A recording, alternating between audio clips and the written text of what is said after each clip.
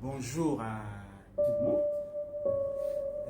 Il était important qu'après avoir testé notre chaîne YouTube, qu'on essaye d'expliquer quelles sont les réelles motivations de la création d'une chaîne YouTube avec objectif essentiel la politique.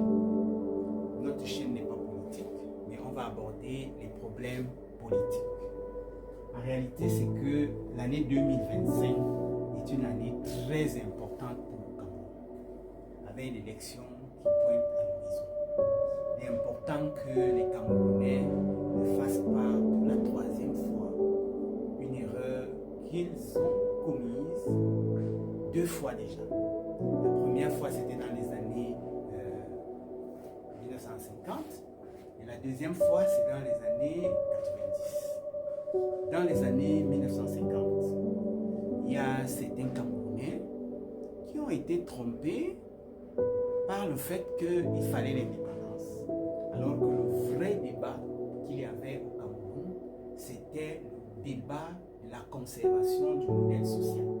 Il y avait un débat entre le modèle social traditionnel et le modèle social occidental.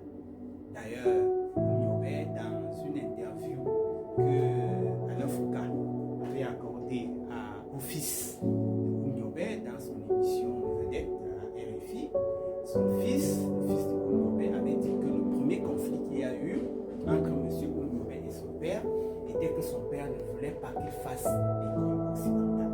C'est à retrouver dans les documents d'Alain Foucault dans son émission. Donc en réalité, le vrai débat était entre le modèle traditionnel et le modèle moderne, le modèle social. Mais très vite, il y a des Camerounais qui ont été trompés parce qu'ils avaient fait l'école occidentale que le plus important était l'indépendance. Ils sont rentrés au front, ils ont introduit le Cameroun dans le processus d'indépendance. Pourquoi on les a trompés qu'il y avait l'indépendance? On les a trompés qu'il fallait être indépendant parce que le Cameroun n'avait pas besoin d'indépendance. Le Cameroun était sous des accords de tutelle dont la France ne pouvait pas faire au Cameroun ce qu'elle voulait. J'ai pris la peine de lire les accords de tutelle et je me suis rendu compte que notamment dans l'article 5, les accords de tutelle protégeaient le système traditionnel. Il était interdit à la France de tenter de changer le modèle d'organisation sociale du territoire qu'il occupait, qui ne s'appelait pas encore Cameroun. Mais les Français et les Occidentaux s'étant rendus compte qu'ils ont les mains liées pour exploiter de façon profonde le Cameroun, ils ont inventé l'indépendance, le concept d'indépendance. Ils ont dit voilà, il faut que les Camerounais deviennent indépendants. Ils ont donc convaincu la petite minorité qui était intellectuelle qu'il faut aller vers l'indépendance. Et quand ils ont motivé et créé le conflit pour l'indépendance, ils ont même envoyé certains d'entre eux aux Nations Unies pour aller défendre la notion d'indépendance. Ils sont allés et le processus d'indépendance s'est déclenché. Le processus d'indépendance s'est déclenché par l'ARCAM, je crois en 1952, l'Assemblée représentative du Cameroun en 1952. Après, il y a l'ATCAM. Au moment de l'ATCAM, ils se rendent compte qu'ils avaient suffisamment utilisé les Urbains, ils les ont virés. Mais le processus d'indépendance était enclenché. Malgré que le processus d'indépendance était enclenché, les forces de combat traditionnelles continuaient. Ça ne s'était pas arrêté. C'est parce qu'ils ont demandé. Donc c'était très fort. Et ils ont regardé que parmi les présidents de partis politiques, le seul qui avait réussi à convaincre les forces puissances traditionnelles, parce que les chefs traditionnels étaient très puissants, qui avait réussi à convaincre les chefs traditionnels, c'était Amadou Ahidjo, avec un parti politique purement traditionnel, a réussi à convaincre les chefs traditionnels à un compromis, d'accepter l'évolution vers le modernisme, à condition que le modernisme garde intacte la société traditionnelle. C'est ça qui a donc fait le compromis. Et ce compromis, il est clairement exprimé dans le discours d'indépendance du président Ahidjo. Et c'est là-dedans qu'il qualifie les autres de illuminés. voilà, nous allons à l'indépendance, certes, mais on promet que le pouvoir traditionnel ne sera pas démantelé. Vous allez faire votre commerce, on aura une administration. Et il entrevoyait qu'avec la mise en commun que chaque tradition voudra mettre, on pourra donc créer finalement une nation. Il s'appuyait ainsi sur l'évolution de toutes les nations du monde. Les nations du monde viennent du fait qu'elles se mettent ensemble pour faire une seule nation. Donc, voilà comment, en 1950, si le président Ahidjo n'avait pas intervenu, l'indépendance allait complètement, dès le départ, démanteler toute la société traditionnelle africaine. Et là, il fonde dans l'idée politique, la pensée politique, l'idéologie politique camerounaise. L'idéologie camerounaise repose sur le fait que le Cameroun lui-même, avec ses forces, va s'adapter au changement de la société. Le Cameroun ne va pas emprunter à l'étranger pour devenir grand. Et c'est pour ça qu'il va dire les conditions de naissance de l'État camerounais sont les garants sûrs de la croissance de demain. Ça, c'était la première erreur des années 1950. Et à ces erreurs-là, nous sommes retrouvés avec un État qui était, et les Occidentaux étaient malins, ils ont dit oui, pas de problème, mais nous gardons l'administration. Ils ont rédigé un ensemble de textes avec la malice. Ils ont mis des textes qui, je prends un exemple. L'exemple, c'est que pour comment on appelle ça, la constitution de 1961, ils ont omis de parler du pouvoir traditionnel de l'administration territoriale dans le texte, en disant que ce texte abolit les textes précédents. Et ils disent que non, il n'y a pas de problème, on va reprendre, mais le texte abolit les textes précédents, mais on ne parle plus du pouvoir traditionnel en 1970. Donc voilà la première erreur de cette année, tout droit vers le mot indépendant sans comprendre le racisme. La deuxième erreur est celle des années 1990. Dans les années 1990, le Cameroun, dans son développement authentique, était un pays africain très loin dans l'économie. On était autonome, on avait créé notre Camer, on avait notre Camchip, on était autonome. Alors, on s'est rendu compte que si nous continuons dans cette autonomie, nous allons être riches. Nous allons bientôt être riches. On va concevoir un autre concept. Voilà, le concept de la démocratie. La démocratie, on nous l'envoie. On monte encore une petite clique de Camerounais qui vont défendre la démocratie derrière l'Union pour le changement. Et le Cameroun entre dans un désordre infernal pendant les années de Braise. N'eût été la fermeté et la clairvoyance du président de la République coloniale, le Cameroun aurait connu le sort de tous les autres pays africains qui avaient choisi la conférence nationale souveraine. Parce que la conférence nationale souveraine signifiait de mettre les institutions camerounaises entre parenthèses. Or, le président avait dit jamais. L'État, c'est d'abord ses institutions. Je me rappelle de cette phrase. La conférence, je l'ai dit et je le redis, la conférence nationale souveraine est sans objet. Voilà sa phrase. Il l'a dit à l'Assemblée. Et c'est grâce à lui qu'on a pu stopper cette velléité à vouloir transformer le Cameroun en un pays. Il n'y avait pas d'institution. Les institutions souveraines. Et c'est grâce toujours à une autre tripartite que le Cameroun recule son équilibre. On fait une conférence tripartite duquel naît un consensus. Voilà, malheureusement, en 90, le consensus n'est plus sûr. Les grèves et les années de Braise appauvrissent économiquement le Cameroun. Et nous sortons des années de Braise avec les politiques sociales en prison. Aujourd'hui, les gens se plaignent, on n'a pas les hôpitaux coûtent cher, on n'a pas de nourriture, on ceci. Tous les problèmes sociaux du Cameroun sont des problèmes qui sont issus de cette période de 90 où les politiques sociales camerounaises ont été mises sous la bannière de la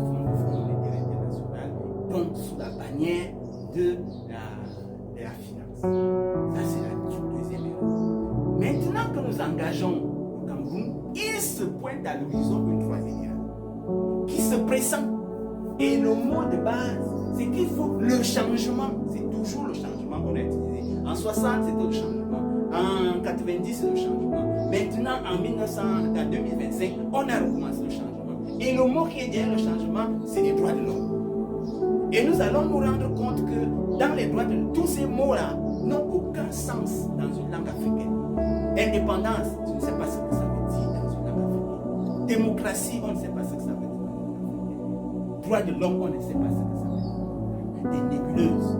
Donc, nous sommes rentrés dans la démocratie et notre chaîne a donc été créée pour remettre les choses à leur place. Parce qu'au service des droits de l'homme, on essaye d'imputer à une personne tout le malheur du Cameroun que je viens de vivre.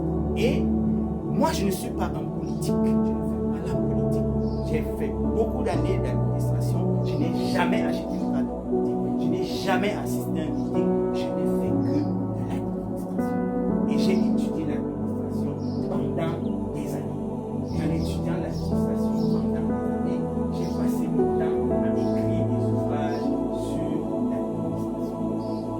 Et ce que je veux partager avec les téléspectateurs, avec les auditeurs de cette chaîne, c'est cette expérience que j'ai eue, que j'ai tiré, les leçons que j'ai tirées de mes différents livres que j'ai écrits. 10 ans, j'ai écrit une dizaine de livres, exactement 8. Le 10e est à la. Encore en édition. Je cherche.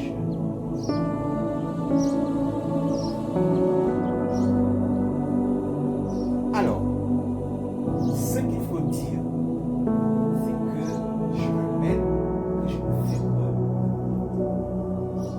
Mais j'avance. Je ne suis pas défenseur du système. Mais à force d'étudier le système, je me suis rendu compte qu'il y a des contre-vérités.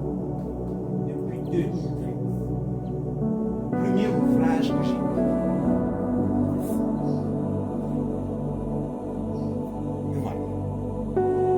Les statistiques à l'usage de la gestion des ressources humaines de l'État, méthodes et pratiques de la maîtrise des effectifs dans l'administration publique camerounaise. Quand j'entre au ministère de la fonction, le premier choc que j'ai, c'est qu'on ne connaît pas le nombre exact de fonctionnaires. Mais je me suis dit, et je me suis rendu compte que les gens qui travaillent au ministère de la fonction publique ne manipulent pas les chiffres, ils sont tous des littéraires. Comment les littéraires peuvent calculer pour avoir le nombre de chiffres? C'est pratiquement contradictoire. Déjà en 2013, je réalise qu'on aura un problème. Le ministère de la fonction publique est un ministère où on gère les ressources humaines, donc on compte les ressources humaines. Mais comment on met au ministère de la fonction publique des personnes qui ne peuvent pas compter les personnes, qui ne savent pas manipuler les chiffres? Raison pour laquelle je mets à leur disposition un ouvrage qui s'appelait Les statistiques à l'usage de la gestion des ressources humaines. Le livre était tellement technique que je me suis rendu compte de sa situation. Quelques années plus tard, l'année qui suivait, je me rends compte qu'il y a un document. Il y a un statut général de la fonction publique. Le statut général de la fonction publique. Et je réalise que les gens n'arrivent pas à appliquer le statut général de la fonction publique.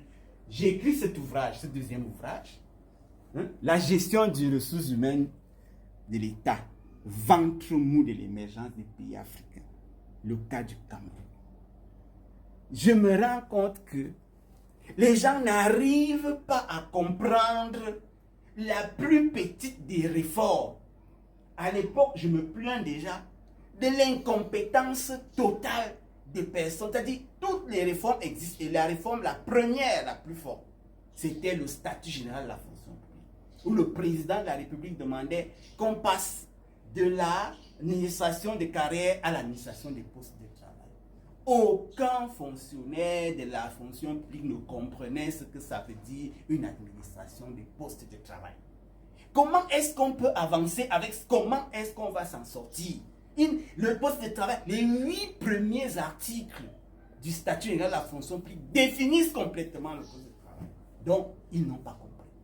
J'ai continué la recherche. En continuant la recherche, je me rends compte que le poste de travail est un élément important et il est joint à un autre élément, la décentralisation. Je me rends compte que j'écris à ce moment-là jeu et enjeu du processus de décentralisation en Afrique.